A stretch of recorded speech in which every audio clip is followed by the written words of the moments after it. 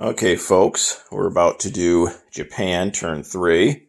And overall, for Operation Live and Let Die, this is going to be turn 3.3.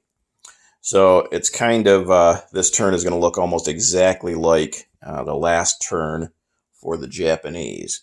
So, again, I'll get it out front right away. Not going to be attacking even in China, which does give me a little bit of pause. Global War 36 enthusiasts, definitely, with recruiting or getting another warlord to join his forces. I definitely don't like what I see up here in the north with the CCP.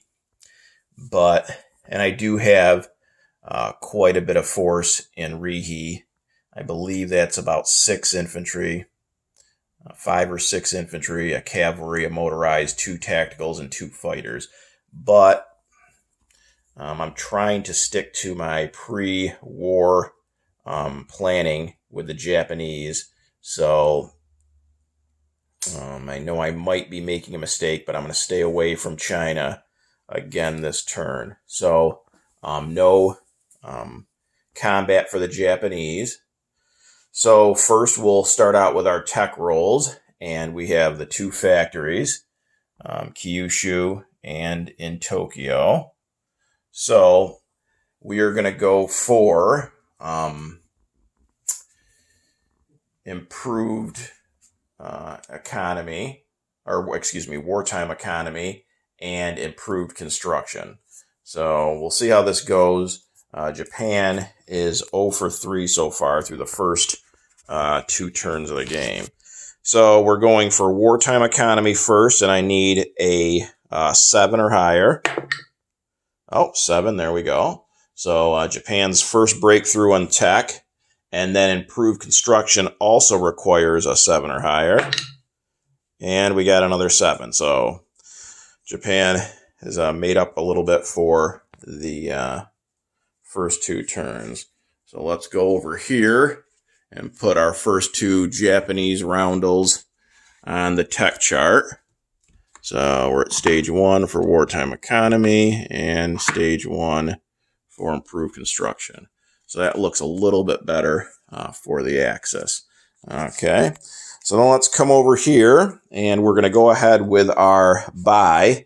And this is, again, where it kind of looks pretty much a mirror image of last turn. So we have $19 again to spend, and we're going to spend the full 19.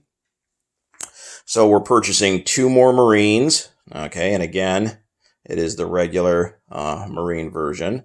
We are going to upgrade 1 more militia to a regular infantry, so that's a total of 10 for those. And then over on the production chart, we're going to go ahead and finish off the fleet carrier for 5 and the light carrier for 4 for 9 for a total of 19. Okay, and there's been some questions about the placing of carriers and battleships on the board or even on the production chart for the Japanese and how that affects the U.S. Economy. I should have had this all ready to go, so forgive me, but let's just flip to the U.S. real quick. It's under the U.S. reference. I mean, trust me, if I'm interpreting this incorrectly, that's a bonus for me because I definitely do not want the U.S. income to go up.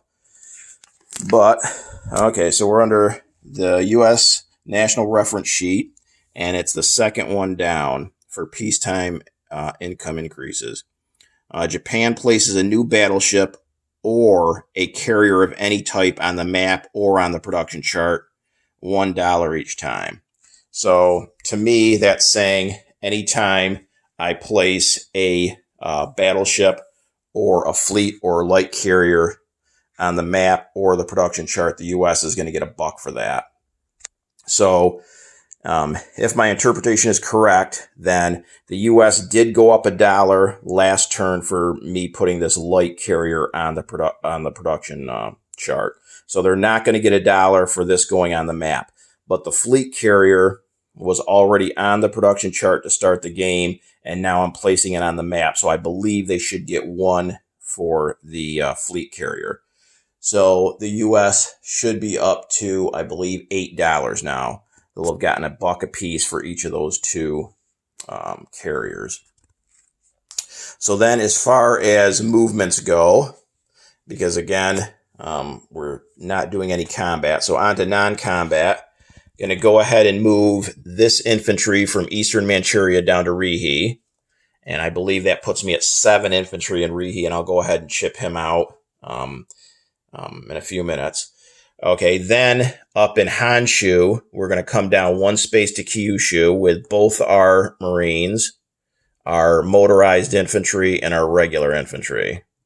So in Kyushu now, there's 4 Marines, 1 regular infantry, and a motorized infantry. We are then going to take our torpedo boat destroyer that can go 2 spaces. I got a major port there. So 1, 2, that's going to join the fleet in Formosa, and so are both my battleships going to come down 1, 2. So we'll put those on our, which is getting quite crowded. So as you can see, that's everything on in that fleet off of Formosa. Basically every Japanese ship on the board minus a coastal sub and my 5 transports. So altogether, we've got 2 battleships, 3 subs, 3 destroyers, 2 light cruisers, 3 heavy cruisers, a battle cruiser, a light carrier, a fleet carrier, a torpedo boat destroyer. Okay? And that is it for movements. Then we're going to take our 2 Marines, place units phase. So the 2 Marines are going to go in Kyushu. So now there's altogether 6 Marines there. And again, after the video, I'll go ahead and take 5 of those off and put 5 chips down. So in Kyushu now we have 6 Marines, an infantry, and a motorized infantry. Then the 1 militia upgrade is going to be the militia that was on the island of Formosa. So take him off and put our 3rd infantry down in Formosa. And then we get to place our 2 carriers, our fleet and our light, and they're going to both be here in Sea Zone 38. Okay. And that should be it for the Japanese. No other movements. Nothing else going on for Japan. Now, they're still at $16 for income. And again, since they haven't engaged in any combat, any hostile action, they still get the full $3 from the U.S. as part of the oil trade. So Japan will have another $19 to spend on turn 4. And that will be it for the Japanese. I'm going to go ahead and turn it over to Fighting Irish for the United Kingdom, the Commonwealth, and the French turn. We'll see you guys on Italy 3.6.